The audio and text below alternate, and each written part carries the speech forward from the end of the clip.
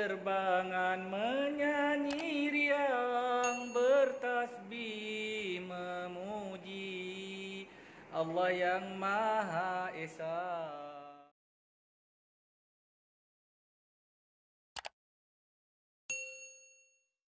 Assalamualaikum warahmatullahi wabarakatuh. Alhamdulillah, bersyukur kepada Allah Subhanahu wa taala. Insya-Allah hari ini kita akan meneruskan pembelajaran kita secara online bagi tahun 5 di bawah tajuk sunat ab'ad dan sunat hayat.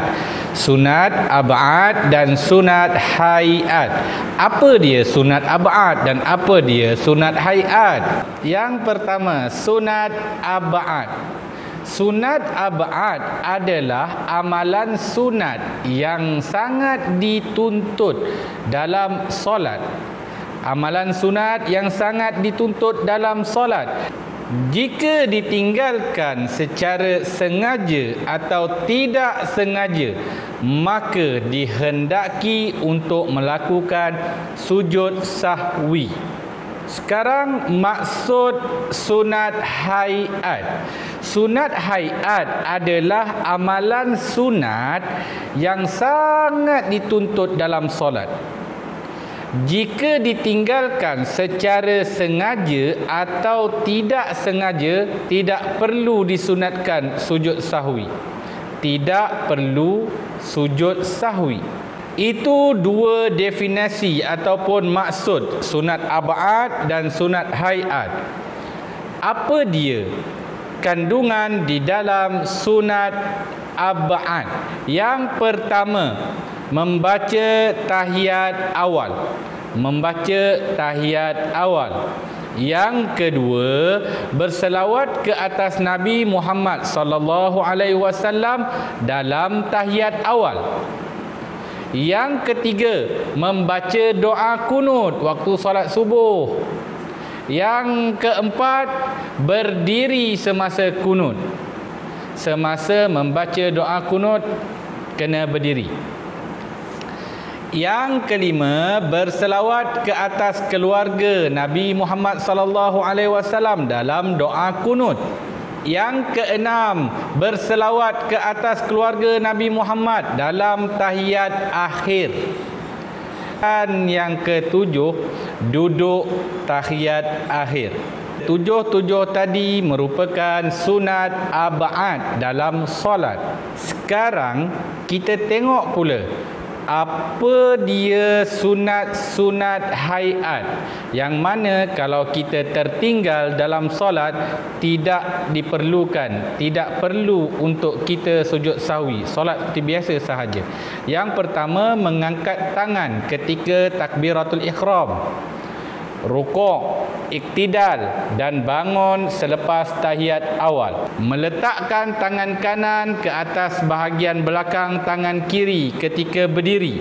Seterusnya, membaca doa iftitah, membaca isti'azah sebelum membaca surah Al-Fatihah dan lafaz amin selepas bacaan surah Al-Fatihah. Menyaringkan bacaan Al-Fatihah dan surah dalam solat maghrib, isyak dan subuh pada rakaat pertama dan kedua.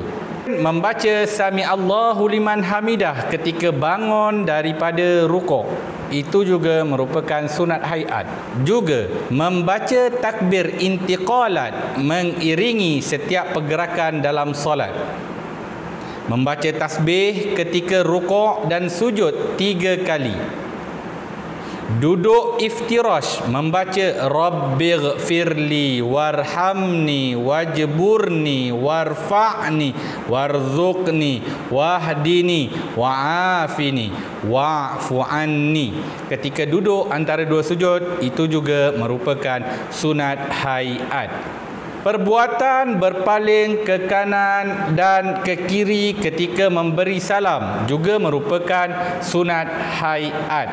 Jadi, kita dah faham apa maksud sunat ab'ad dan juga apa maksud sunat hayat.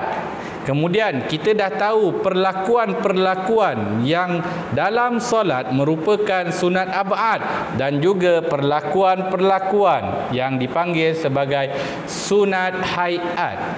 Sekarang kita akan meneruskan kepada sujud sahwi. Sekarang kita akan beralih kepada sujud sahwi. Apa yang dimaksudkan dengan sujud sahwi? Kenapa perlu sujud sahwi? Apabila kita tertinggal perkara atau perbuatan-perbuatan sunat ab'ad di dalam solat, maka kita hendaklah melakukan sujud sahwi. Bagaimana? Iaitu dengan cara selepas kita duduk tahiyat akhir, sebelum memberi salam, hendaklah kita sujud. Di dalam sujud kita baca Subhana man la yanamu wa la yashu sebanyak 3 kali. Subhana man la yanamu wa la yashu.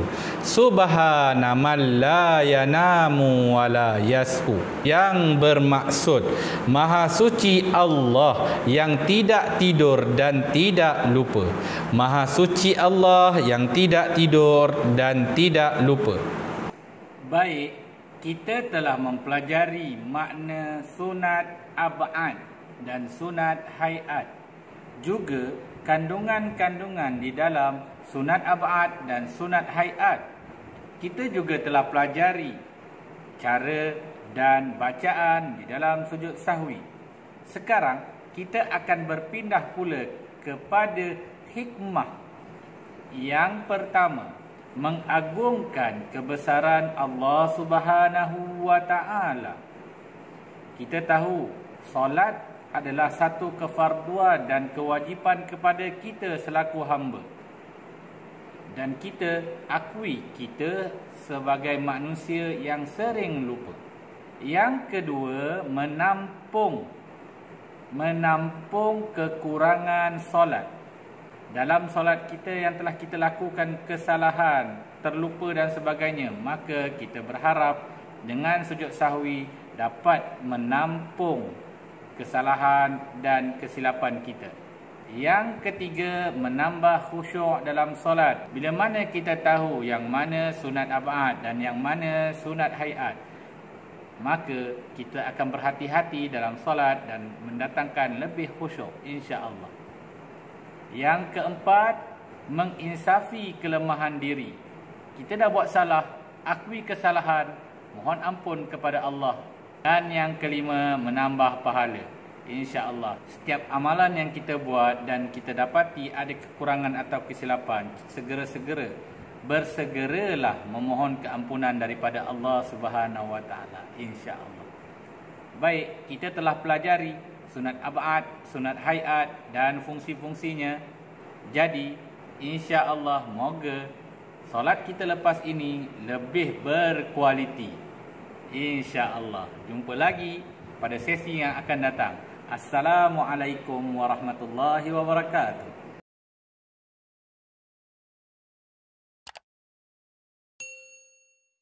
Burung-burung berterbangan menyanyi riang, bertasbih memuji Allah yang Maha Esa, Allah yang menjadikan seisi buana, mentadbir alam dengan adil dan saksama.